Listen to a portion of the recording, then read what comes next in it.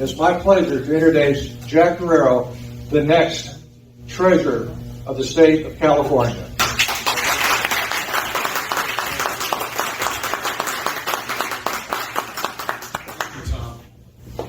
Thank you so much, Tom, and thank you everybody for welcoming me to your beautiful city and giving me this opportunity to address the CRA and what tough acts to follow after Peter and Jeff. I'm so honored, and I want to thank CRA as well for the early support that the organization provided to me in my candidacy. In fact, I was not the preferred Republican candidate in the primary. There was another establishment figure that was the supporter, or that was supported by the official party, and I am proud to stand before you as the Republican candidate heading into the general election, having won 54 of 58 counties as the top Republican vote getter with 1.5 million votes, which makes me the second highest Republican vote getter in the state of California. So thank you guys. And CRA was with me from the very beginning, so I'm so grateful to the support of CRA. I want to share a little bit about my background and then work my way to present day, the race for state treasurer, what's at stake in this election, and why it's important to have an independent check and balance on a legislature run amok. Peter's story really resonated with me. I mean, he's a brother in a lot of ways because our stories are so similar. My parents immigrated from Mexico as well. They settled in the Central Valley, picking lettuce, tomatoes, grapes. In Delano in the 70s, they met Cesar Chavez. It was a very American story in a lot of ways because my parents really struggled early on, and what I think is very unique about the American experience is that every successive generation improves its station in life, and I think that has been true for my family. I was born and raised in the city of Cudahy in Los Angeles County. After spending many years in Central Valley, my parents upgraded their professional status to become factory workers in Vernon. And believe me, that is an upgrade because farm work is very laborious, I can tell you that. And my parents then settled in the neighboring city of Cudahy in Southern California. And I was born and raised in that very troubled city. For reference, my neighboring city is Bell. Everybody has heard of the case of Bell. That's the city that was in the news about 10 years ago where the city manager was paying himself $1.5 million in compensation in a town where the average income is $30,000 a year. Think about that disgusting violation of the public trust. My own city had a similar episode of corruption. The dollar signs were a little bit smaller, but the conduct no less egregious. And it's against that backdrop that I decided to get involved. But the story starts a little earlier than that. Again, I was born and raised in the city of Cudahy, very troubled area, a lot of gangs, decrepit public schools, a lot of poverty. In some ways, though, I was very fortunate to have been raised by a Christian family. Both my father and my mother, in complementary ways, inculcated strong family values. And from a very early start, I had respect for traditional values, a Christian outlook. I learned to respect my elders, to carry myself with dignity and self-respect and modesty and charity. And so those early values really form the man that I am today, and I credit my parents for that upbringing. When I was 8 years old, I like to share this story. I became a Republican at age 8. This was 1984 during the presidential election cycle between Walter Mondale and Ronald Reagan. And my fourth grade teacher held a mock debate in the classroom. She selected a student to represent Mondale, and she selected me to represent Ronald Reagan, very providentially. And so the young lady stood up in defense of Mondale and proclaimed, "I support Walter Mondale because my family is poor." And I stood up and retorted, "I support Ronald Reagan because I don't want my family to be poor." And that's a true story. That's a true story. And I recall very fondly my early years as a child, age 8, under the leadership of President Reagan. I felt so proud to be American. I think there's something very patriotic about that era. And as a young boy, it was quite an impression that was formed on me. And I think that was part of my ideological formation as well. You know, I begin with traditional values. It kind of morphs into patriotism. And then when I got to university, I started to study economics. And so that was kind of the final complement to my ideological formation.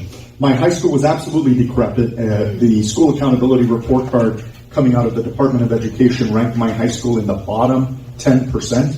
I knew early on that I was very deprived. I feel victimized in many ways. I'm a survivor of the public education system.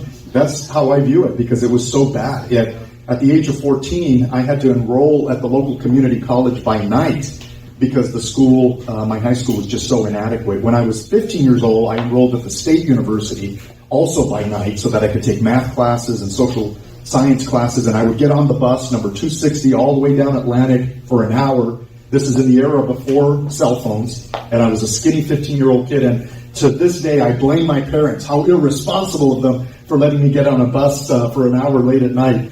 But in all seriousness, I do appreciate the value that my parents ascribed to education, because that was my ticket out of a very troubled area. And I knew coming out of high school that I wanted to be as far away from Cudahy as possible. That was my view at the time. And I decided to come up after graduating at the top of my class, becoming student body president. I decided I wanted to come to Stanford University right down the street. So in many ways, this is a homecoming for me.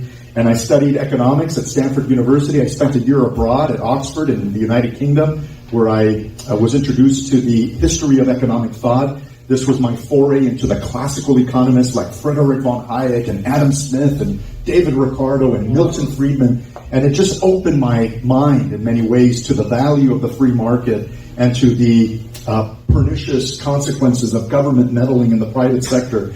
And it was a very educational point of inflection for me. After my time at Stanford, I spent a year abroad in Spain teaching economics, and then I began a 20-year career in finance and economics at the highest levels of corporate organizations. I also studied at Harvard Business School. I got my MBA. I spent a short stint at the United States Department of the Treasury under George W. Bush. And then I worked abroad in London and Zurich, Switzerland, with large organizations. But after some time, like most Mexican kids, I couldn't stay away too long from my parents and grandparents, and I wanted to come back to Los Angeles. So in 2013, I came back to the family home in Cudahy, thinking very naively at the time that I would just pass through the family home before relocating in some cool, hip part of the west side, Santa Monica, Marina del Rey is what I thought, before carrying on with a private life. But God has different plans for us, right, that we don't anticipate. And so shortly after my return to California, there was a corruption scandal in my city. Very similar, again, to the case of Bell. And I remember feeling so embarrassed for my city, so disappointed in the poor and unethical leadership of the 5 council members. None of them had a formal education. One of them didn't speak English. I mean, it just lent itself to corruption and mismanagement and unethical conduct. And I resolved at the time that I was going to support a good candidate for city council before moving on with my private life. And so I looked for a good candidate and looked, and before long I realized that nobody credible or competent was stepping forward, and I had to look myself in the mirror and determine whether that was the right moment for me to step forward. And so after thinking about it very hard and praying about it, and for me, coming from the private sector, it came with considerable self-sacrifice. I mean, many of us can relate to that. You know, if you're corrupt and you get into public life, it can be very lucrative. I'll tell you that. If you are corrupt, politics can be very lucrative. But if you're an honest person with a private sector life, for example, it becomes very difficult to get into this business because it comes with considerable self-sacrifice to yourself, to your family, to your children. And so for me, it was something I had to really think carefully about. But I decided that there was a calling for me to step up to the plate and serve my constituents, especially in the wake of a corruption scandal that revealed incompetence and unethical conduct by the leaders. And so I'm a certified public accountant. I know finance, I know economics, and so I thought I could be helpful, at least on the financial side. And so I ran for city council. I was elected overwhelmingly by my constituents and immediately appointed mayor by my colleagues unanimously. And let me tell you, we rebuilt a city from scratch. We fired the city manager, the city finance director, the community services director, and we rebuilt the city from scratch. And I'm very proud of that. One of the first things I did was call upon the California State Controller to come to my city and initiate a forensic examination of my city's accounts. And I had conducted my own investigation and delivered to the controller a 10-page summary of findings. When I asked for that forensic examination and he ignored my request, I went to the Los Angeles Times and delivered the 10-page summary of findings. And after they published an article, one of the few examples of a favorable article about a Republican elected official in LA County, the controller finally came knocking on the door, came to my city and delivered the forensic examination that I needed. And that was important because I was about to unleash the greatest government reform measures in my city's history, and I needed independent corroboration to justify my actions because a lot of people were going to be disappointed and business as usual was going to come crashing down. One of the things that I did as well early on in my leadership was take on the public schools.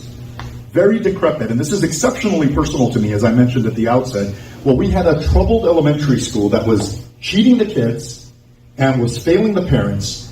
The test scores were absolutely atrocious. 80% of the kids could not read or write at basic grade level or perform arithmetic, and the state standards are already low to begin with. So that's very unconscionable, a violation of civil rights, in my opinion. And so I decided to take on the public schools, and the political class told me at the time, Jack, you are not a school board member. Stay away from the schools, is what they told me. But even though it was not within my formal jurisdiction, it was certainly within my moral obligation to get involved. And I did the unthinkable as mayor. I held public hearings on the quality of education in my local public schools during a city council proceeding as chair of that proceeding in a formal meeting of the council. And I had people testify at the microphone, students, parents, teachers, and I indicted the local schools for their failure. And let me tell you, shortly thereafter, I was summoned to downtown Los Angeles by Los Angeles Unified School District. We met at the table and we discussed the matter, and within a few days after that, the principal of that troubled elementary school was removed, and the rest of that administration followed course in short order. And I'm very proud of that work that I did early on. And that just is a testament to what can happen if you push the envelope just a little bit.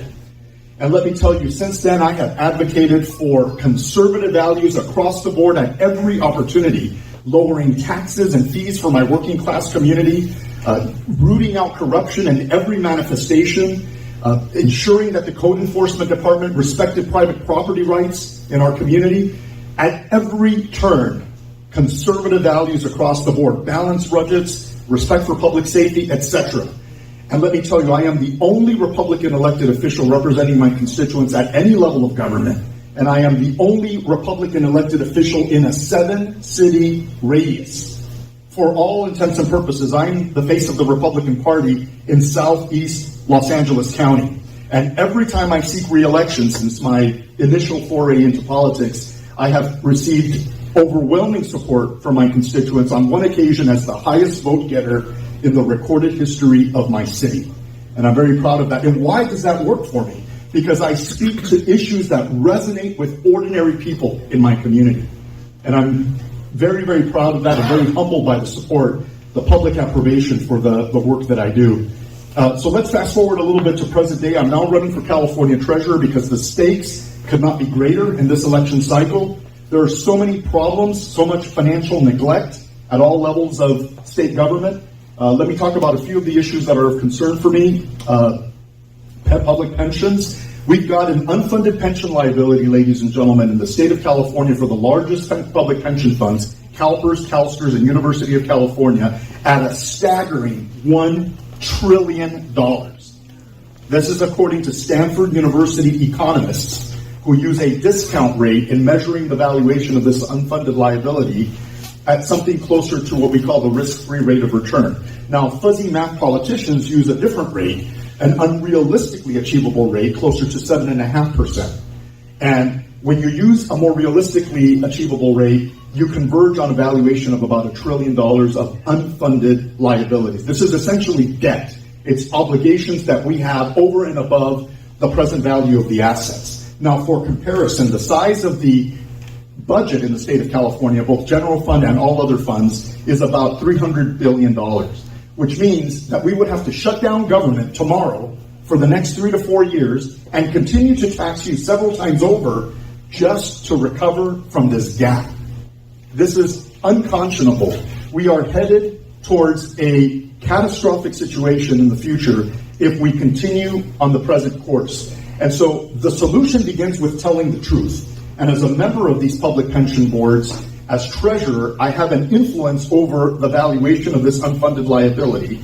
And I think, again, we should use a rate that's closer to the risk-free rate of return. And what that does automatically is it triggers the local participating agencies to contribute more to the public pension funds. Right now, it's about 15% of budgets. That's projected to go up to 20% in the next 5 years. And that's important for several reasons. One, it helps shore up the unfunded liability. But secondly, it forces local citizens and local agencies to come clean with their predicament and hopefully inspire them into reform for these pension funds. I can also advocate, as somebody that has a podium as treasurer, for necessary reform across these pension funds. And I have a 3-point plan for remediating this. Now, those that are retired, in my opinion, should have all of their promised obligations fulfilled to the extent economically feasible. Those that are new entrants into the public sector should have their program migrate to a defined contribution plan, similar to a 401k style plan. That's for the new entrants into the public sector.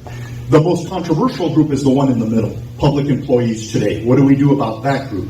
My proposal is, if you have earned your deferred compensation, we should honor those promises. But whatever has not yet been earned and has not yet been accrued into the unfunded liability should be renegotiated. There's no other way. And my opinion is that in renegotiation, we should migrate that component that has not yet been accrued to a defined contribution plan. And maybe it's a tiered approach.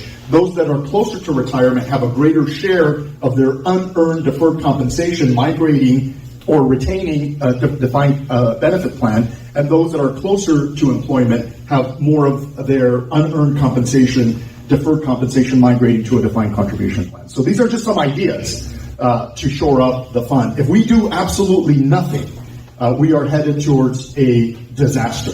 And what will happen is basically we're going to end up with federal judges in bankruptcy court determining how much to curtail from retirees going forward. We also have a terrible credit rating in the state of California. It ranks near the bottom. Only 6 other states have a worse credit rating. And what does that mean? It means that we pay more fees, more interest when it comes to bond issuance. Who benefits from that? Wall Street bankers in New York City benefit from that to the detriment of California taxpayers. And that's really unacceptable. And the reason we have a relatively unattractive credit rating is because of the trajectory of mismanagement that is afflicting the state. High debt, unbalanced budgets, irresponsible financial conduct. So these are just some examples of the things that are afflicting the state. And let me tell you, this is my promise to you. When I become treasurer, I intend to testify regularly and persistently at the legislative committee hearings in the Senate and in the State Assembly on a regular basis, to the point where those legislators are going to be sick and tired of seeing my face. That's the truth. You just watch. But anyway, I'm just so delighted to be here and to count on the support of the CRA. I'm going to close with a story that I like to share, and I hope I don't get too emotional about it because it's really an important story. There is a lady in my city, a constituent, who is 85 years old. She is a simple woman. She speaks Spanish only, reminds me of my grandmother. No formal education. She didn't go to Harvard. She doesn't read Edmund Burke or Adam Smith. She's just a simple woman with no formal education. When the scandal happened in 2013 in my city, she came to me and said, "Jack, I know I can trust you. I know I can trust you." Ladies and gentlemen, I don't ever want to violate that trust, ever. It's that important to me that I fulfill my obligation to the people. And so I want to bring that same discipline to California and to the position of state treasurer. One other set of things I want to share as well is that there is room for optimism going into the November election. There is a path that is aligning in our direction. Let me share a couple of statistics. Wall Street Journal very recently published a poll about Hispanic voters nationwide. 37% of them are positioned to vote Republican in the congressional midterms coming up versus 37% for Democrats. For the first time ever, Wall Street Journal is projecting a balanced demographic among Hispanic Americans. Did you know that as well, the advantage that Hispanics have in the Democratic Party, or the advantage that Democrats have among Hispanics in Arizona and in Texas, has been cut in half. This year alone, that advantage has been cut in half. Among African Americans, the support for Joe Biden was at 75% at the beginning of the presidency. Now it stands at a staggering 50%. Asian Americans, only a third want Joe Biden reelected at the next election cycle.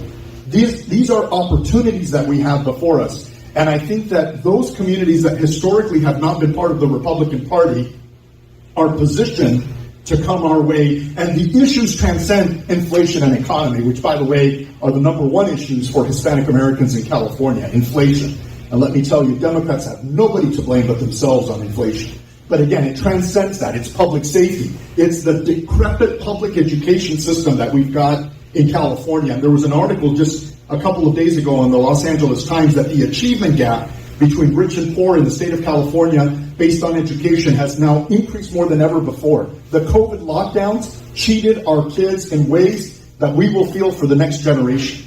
It is unconscionable. It is a civil rights injustice. And it's one of the reasons I think that education reform is the next civil rights issue of our day. And that is an issue where Republicans have the moral high ground. And I think that we will see a point of inflection coming November on all of these issues headed our way. Ladies and gentlemen, we have a revolution coming in this country and in this state. Don't get it started without me. I'm Jack Guerrero, candidate for treasurer. God bless you, and God bless the United States of America.